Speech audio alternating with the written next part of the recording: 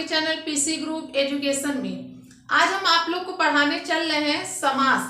तो देखिए, समास को हम आप लोग को ट्रिक के माध्यम से बताएंगे जिससे आप लोग पहचान कर सके, क्योंकि समास को पहचानने में बहुत दिक्कत होती है, बहुत परेशानी होती है। जब हम लोग एग्जाम देने जाते हैं तो इसको हम पहचान नहीं पाते हैं, तो इसको हम बहुत ट्रिक, सुपर ट्रिक से इसको हम बताएंगे। तो वीडियो को स्टार्ट करने से पहले आप लोग वीडियो को लाइक कर दीजिएगा, सब्सक्राइब कर दीजिएगा, बेल आइकन को प्रेस कर दीजिएगा। आप लोग वीडियो में लास्ट तक बने रहिएगा। चलिए स्टार्ट करते हैं। समास। समास का शाब्दिक अर्थ होता है संक्षेप। तो देखिए, संक्षेप का अर्थ होता है छोटा, किसी चीज को छोटा करना। तो देखिए, कोई चीज रहता है उसको छोटा किया जाता है तो उसी को बोलते हैं समास। समास की परिभाषा है, देखिए यहाँ हम लिख दें, दो या दो से अधिक शब्द मिलकर एक नवीन शब्द की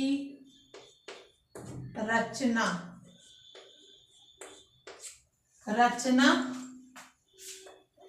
करते हैं तो उसे समास बोलते हैं। समास कहते हैं। अब देखिए, समास की परिभाषा है, दो या दो से अधिक शब्द मिलकर एक नवीन शब्द की रचना करते हैं। किसकी रचना करते हैं? एक नवीन शब्द की, नए शब्द की रचना करते हैं, उसे समास कहते हैं। ठीक है। समास कितने प्रकार के होते हैं तो चलिए देख लेते हैं। देखिए, समास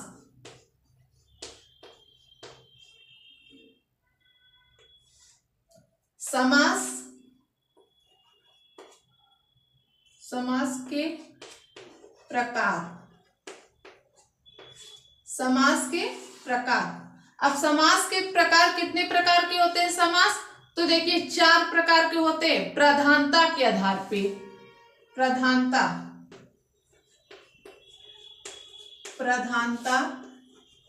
के आधार पर। प्रधानता के आधार पर कितने प्रकार के समास होते हैं? 4 प्रकार के होते हैं। ठीक है। अब देखिए कौन कौन से होते हैं, जैसे यहाँ पर हम लिख दें। देखिए, एक होता है अव्ययी भाव समास। ठीक। अब देखिए, दूसरा है द्वंद्व समास। द्वंद्व समास। तीसरा है बहुव्रीहि समास। बहुव्रीहि समास। चौथा है तत्पुरुष समास। तत्पुरुष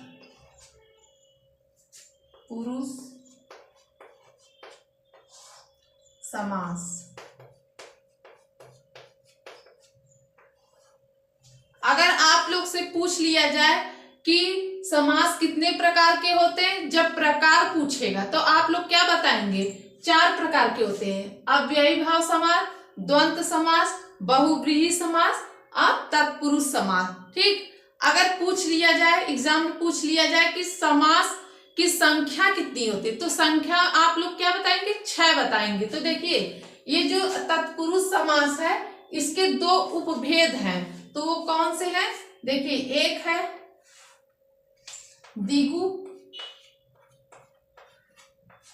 द्विगु समास। ठीक। एक है द्विगु समास, दूसरा है कर्मधारय समास। ये तत्पुरुष समास के उपभेद हैं, द्विगु समास और कर्मधारय समास। पहचान इसकी हम आप लोग को बताते हैं। तो देखिए अव्ययी भाव समास, तो अव्ययी भाव समास में क्या प्रधान होता है? पूर्व पद। क्या होता है? पूर्व पद।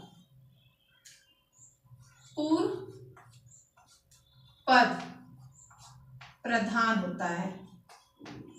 इसमें जो पूर्व पद का मतलब होता है प्रथम पद, जो पहला पद रहेगा वो क्या रहता है? प्रधान रहता है। ठीक, अब इसको कैसे हम इसको पहचाने? ठीक, अब कोई उदाहरण आ जाए तो कैसे इसको हम पहचानेंगे? तो जैसे यहाँ पे देखिए आपका इसमें आता है उपसर्ग, आता है उपसर्ग, आविकारी शब्द आते हैं, आविकारी शब्द। ठीक, इससे आप पहचान कर सकते हैं ये कौन सा समास है। तो उसमें कौन क्या आएंगे? उपसर्ग आएंगे, आविकारी शब्द, अव्यय को बोलते हैं। तो आप लोग को पता ही है अव्यय कितने प्रकार के होते हैं? 4 प्रकार के होते हैं। तो देखिए अब जैसे हम एग्जाम्पल से आप लोग को हम बताते हैं, उदाहरण से। जैसे यहाँ पर हम लिख दें आजीवन, आजीवन, प्रतिदिन,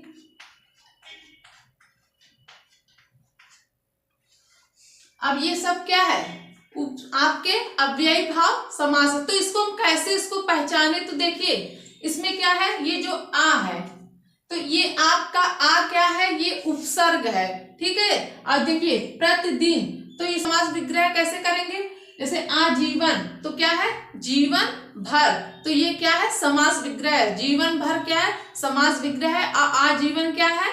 इसका समस्त पद। समास को ही क्या बोलते हैं? समस्त पद भी बोलते हैं। ठीक है, अब देखिए इसको, देखिए ये जो आ लग गया तो ये क्या है? इससे आप पहचान कर सकते हैं ये कौन सा समास है। अब देखिए यहाँ पे प्रतिदिन, तो दिनों दिन, इसका समास विग्रह क्या होगा? दिनों दिन, तो ये आपका क्या है? अव्ययी भाव समास है। तो इससे आप पहचान कर सकते हैं कि जहां पे प्रति, ये देखिए प्रति क्या है? आपका आविकारी अव्यय है, और देखिए आ क्या है? ये आपका उपसर्ग है। तो इस तरह आप पहचान कर सकते हैं। अब देखिए दूसरा है द्वंद्व समास। इसमें दोनों पद प्रधान होते हैं। तो यहाँ पर हम लिख दें दोनों पद प्रधान। तो दोनों पद का मतलब कि जो पूर्व पद और उत्तर पद है तो दोनों प्रधान होते हैं। ठीक, इसमें दोनों पद प्रधान होते हैं। तो इसका कैसे इसको हम लोग पहचाने? तो इसमें क्या आते हैं?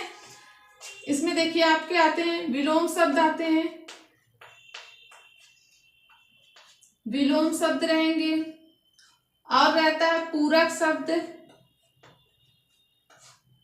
और रहता है सहचर शब्द। इससे आप पहचान कर सकते हैं। जो आपके उदाहरण रहते हैं तो इससे आप पहचान कर सकते हैं। तो देखिए विलोम शब्द, तो इसमें दोनों पद प्रधान होते हैं और उसमें विलोम शब्द आते हैं, पूरक शब्द आते हैं और सहचर शब्द आते हैं। तो विलोम शब्द जैसे अपना, पराया, सुख, दुख, ये सब क्या है? विलोम शब्द है। तो जरूरी नहीं कि सब एक ही बार में आ जाए, इसमें से तीनों में से कुछ भी आ सकता है। तो उससे आप पहचान कर सकते हैं। अब जैसे पूरक शब्द, जैसे दाल, चावल, अब ये क्या है? ये आपके पूरक शब्द हैं। अब देखिए सहचर शब्द किसको बोलते हैं? जैसे घास फूस, काम धाम, ये सब क्या है? आपके सहचर शब्द है। तो इसमें से जरूरी नहीं कि एक साथ सब आए, ये इन तीनों में से कोई भी आ सकता है। तो इससे आप पहचान कर सकते हैं कि ये कौन सा समास है। ठीक, अब देखिए बहुव्रीहि समास। तो बहुव्रीहि समास में क्या होता है?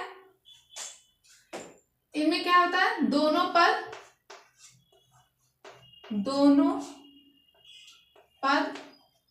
अप्रधान होते हैं। अप्रधान का मतलब होता है कम महत्व, जिसका कम महत्व हो, और इसमें उसको बोलते गौड़। ठीक है, जिसको बोलते गौड़, यहाँ पर हम लिख दें गौड़। ठीक, तो इसमें क्या आते हैं? इसमें अन्य पद प्रधान होते हैं। तो अन्य पद प्रधान, अन्य पद मतलब कि तीसरे की तरफ, इसमें तीसरे, यहाँ पर देखिए लिखते रहे तीसरे, इसमें तीसरे की बात होती है, ठीक है। अन्य मतलब होता है कि तीसरे की तरफ, और इसमें क्या रहता है, दोनों पद अप्रधान होते हैं, जिसको बोलते हैं गौड़। गौड़ का मतलब होता है कम महत्व, जिसका कम महत्व हो उसको गौड़ बोलते हैं, अप्रधान बोलते हैं, ठीक है। अब देखिए इसमें अन्य पद प्रधान होते हैं, तीसरे की ओर इशारा करते हैं। जैसे इसमें है जैसे इसमें गंगाधर, ठीक। अब ये गंगाधर ये क्या है, तीसरे की तरफ इसमें इशारा करा, तीसरे पद की ओर, अन्य पद की ओर इशारा करते हैं, तो वो क्या होते हैं, आपके बहुव्रीहि समास होते हैं। जैसे लंबोदर, ठीक है, नीलकंठ, ये सब क्या है, आपके क्या है, बहुव्रीहि समास है, ठीक। तत्पुरुष समास, अब तत्पुरुष समास में क्या होता है, तो देखिए तत्पुरुष समास में इसमें क्या रहता है, उत्तर पद प्रधान होता है। तत्पुरुष समास में उत्तर पद प्रधान होता है। अगर इसमें उत्तर पद प्रधान है तो इन दोनों में भी उत्तर पद प्रधान होते हैं, ठीक, क्योंकि ये इसके उपभेद हैं, ठीक। अब इसमें देखिए क्या आते हैं, कैसे इसकी हम लोग पहचान करें तत्पुरुष समास में, तो देखिए तत्पुरुष समास में क्या रहता है, जब हम लोग समास विग्रह करते हैं, यहाँ हम लिख दें विग्रह करने पर समास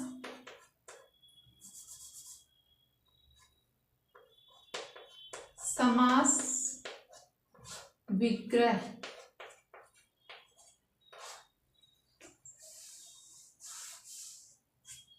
समास विग्रह करने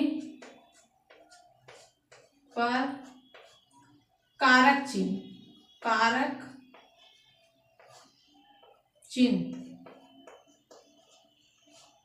आते हैं। अब देखिए तत्पुरुष समास को हम लोग कैसे इसको पहचानित कि ये तत्पुरुष समास है, तो देखिए इसमें तत्पुरुष समास में क्या रहता है कि इसमें जब विग्रह करते, समास विग्रह करते हैं, तो इसमें कारक चिन्ह देखने को मिलता है, तो उससे आप पहचान कर सकते हैं कि ये तत्पुरुष समास है, ठीक। अब जैसे यहाँ पर हम बोल दें रसोई घर, अब ये देखिए रसोई घर, अब देखिए रसोई घर का समास विग्रह करेंगे तो रसोई के लिए घर, तो ये क्या है, इसमें के लिए आ गया, तो ये कारक चिन्ह है, तो इससे आप पहचान कर सकते हैं ये कौन सा समास है। जैसे गंगा जल, अब देखिए गंगा जल, अब यहाँ पर हम लिख दें, अब ये गंगा जल किसका उदाहरण है,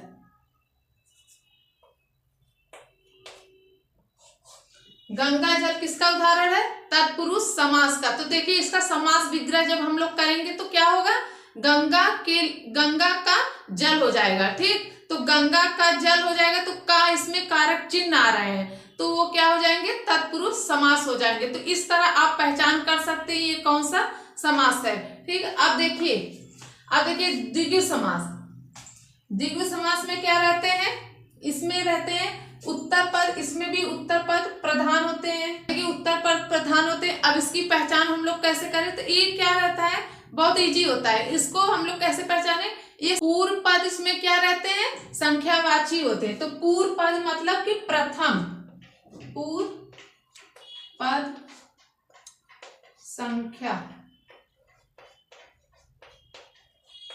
संख्यावाची होते हैं, ठीक है। अब इसमें इसकी पहचान कैसे करेंगे द्विगु समास का, इसमें उत्तर पद प्रधान होते हैं और पूर्व पद, जो पूर्व पद पहले का जो पद रहेगा वो क्या रहता है, संख्यावाची होते हैं। तो इसके हम लोग कैसे संख्यावाची रहते हैं, जैसे इसके उदाहरण है पंचवटी,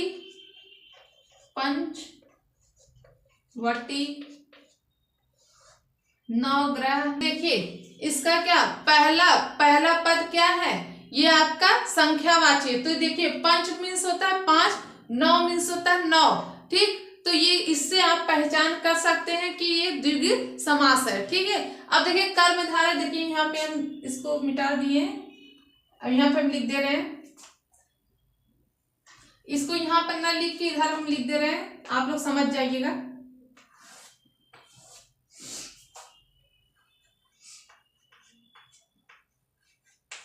कर्मधारय समास, ये देखिए इसी का है। ठीक, अब देखिए कर्मधारय समास में क्या रहता है, इस पहचान कैसे करें, तो इसमें क्या रहता है, इसकी पहचान यही है कि इसमें उपमेय उपमान रहता है, और देखिए इसमें विशेषण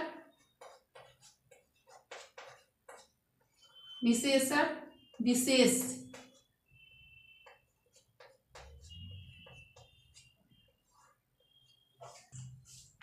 जैसे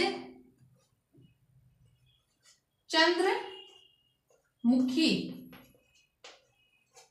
अब देखिए इसमें क्या है, चंद्रमुखी, तो इसकी पहचान आप लोग कैसे करेंगे, चंद्रमा के समान मुख, तो क्या इसमें उपमेय उपमान का तुलना किया जाता है। ठीक, जिसमें उपमेय उपमान का तुलना होता है वो कौन सा समास होता है, वो आपका कर्मधारय समास होता है। तो महाकवि,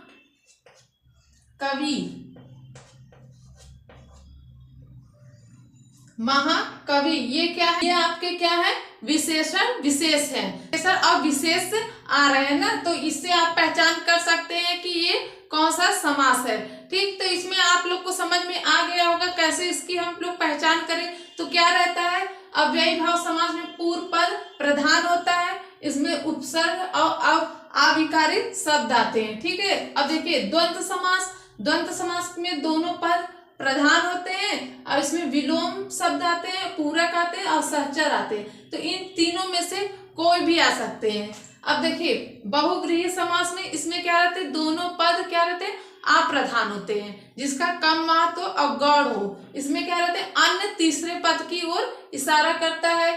ठीक, अब देखिए तत्पुरुष समास में उत्तर पद प्रधान होते हैं और इसमें कारक चिन्ह आप लोग को देखने को मिलता है समास विग्रह करने पर। ठीक, अब देखिए तत्पुरुष समास का दो उपभेद होते हैं, कर्मधारय समास, तो महान है जो कवि, तो जहां पे महान है जो कवि, यहाँ पे क्या समास, तो द्विगु समास क्या है, द्विगु समास में उत्तर पद इसका भी प्रधान होता है और ये संख्या पूर्व पद जो होता है संख्यावाची होता है। ठीक है, अब देखिए कर्मधारय समास में इसका भी उत्तर पद क्या रहता है, प्रधान होता है, इसमें उपमेय उपमान का तुलना आप लोग को देखने को मिलेगा और विशेषण विशेष देखने को मिलेगा। ठीक, तो इससे आप पहचान कर सकते हैं ये कौन सा समास है। अब देखिए एक और है समास के प्रकार, जब समास के प्रकार पूछेगा तो आप क्या बताएंगे, 4 प्रकार के होते हैं।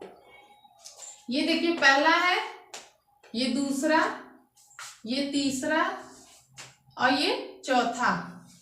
अगर इसकी संख्या पूछ लिया जाए तो संख्या कितने होते हैं, 6 होते हैं, संख्या 6 होते हैं। ठीक, तो अगर समास की संख्या पूछ लिया जाए तो संख्या कितने होते हैं, 6 होते हैं। तो देखिए 1 2 3 4 और देखिए इधर 5 1 6, तो ये क्या है आपके,